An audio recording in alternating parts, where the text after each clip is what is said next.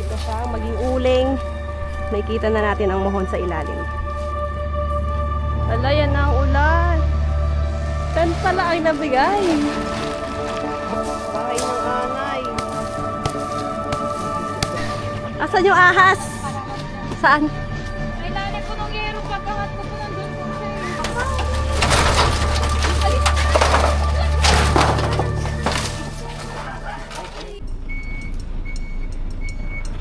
Sa pagpapatuloy ng pagbabakod, isang malaking truck ang nagsisilbing pangunahing sasakyan sa paghahatid ng mga materyales sa iba't ibang bahagi ng bukid. Malaki ang naitutulong nito upang mapabilis ang paglipat at maayos na pagpuposisyon ng mga gamit, kaya't mas nagiging epesyente ang bawat yugto ng paggawa ng bakod. Ayan, so bali may gumagawa dito. Ayan. Ayun sila. Tapos may gumagawa rin dun sa dulo kung saan ako galing. Tapos may gumagawa rin dun. Ayan. So kalat-kalat talaga sila. Marami sila dito. Ayan, so sinusunog itong mga kasingkit dahil yung mahon nandito sa loob ng puno na to. Kaya kailangan siyang sunugin para makita yung mohon. Di ba pati mohon nagtatago na, no? Dilian.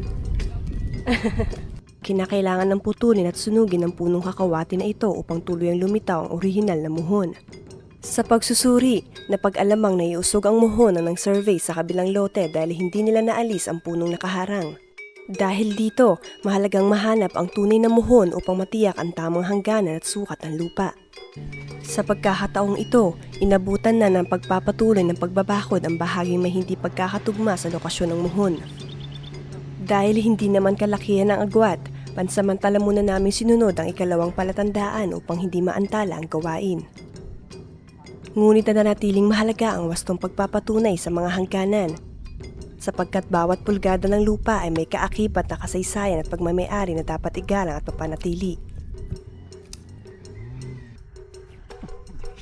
Sa kabilang bahagi naman ng bukid, isa-isang inilalapat ang mga konkretong poste habang maingat na sinisilip ang tamang pagkakahanay ng bawat isa.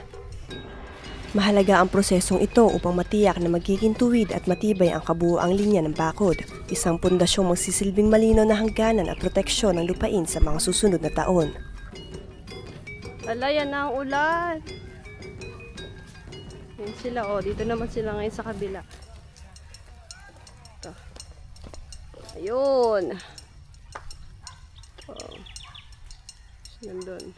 Doon pa yun sa dulo. Umuulan na, mga kasingkit. Tara, silong na tayo. Pero gusto ko nga maligo sa ulan eh. Dahil na-miss ko tong, alam mo ganitong panahon, puro na lang init ang nararanasan ng balat ko. Rain or shine yan? Grabe, mga waterproof pala itong mga to.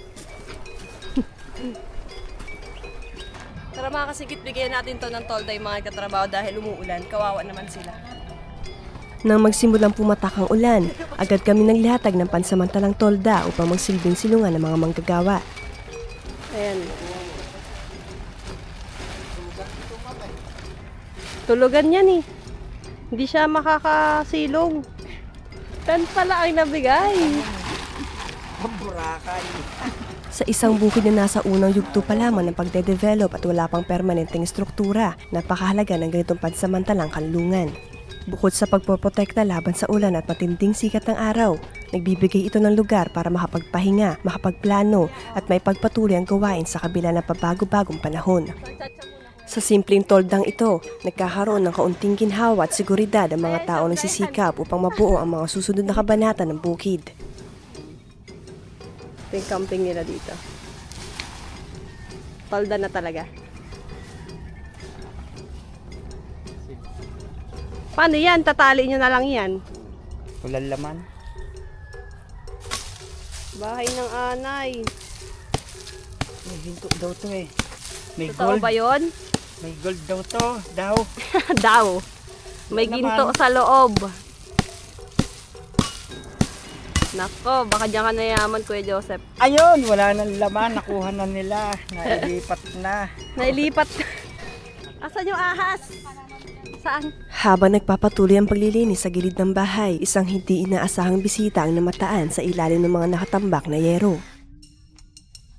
Isang maliit na ahas na kulay itim, Bagamat pinaniniwala ang isa lamang itong ahas bahay at hindi kalakihan, nananatili pa ring mahalaga ang pag-iingat, lalo na't may mga batang naninirahan at naglalaro sa paligid. Ahas bahay. Saan ba? Diyan sa yero sa Tayo, ilalim. malaki. Wait lang pa, makatama ka. Ako. May bota ko. Ang mga tambak na yero, kahoy at natataas na damo ay karaniwang nagiging taguan ng mga ahas at iba pang hayop. Ay, anong ahas? Amin. Anong ahas yun? Ay, puta po. Apaw!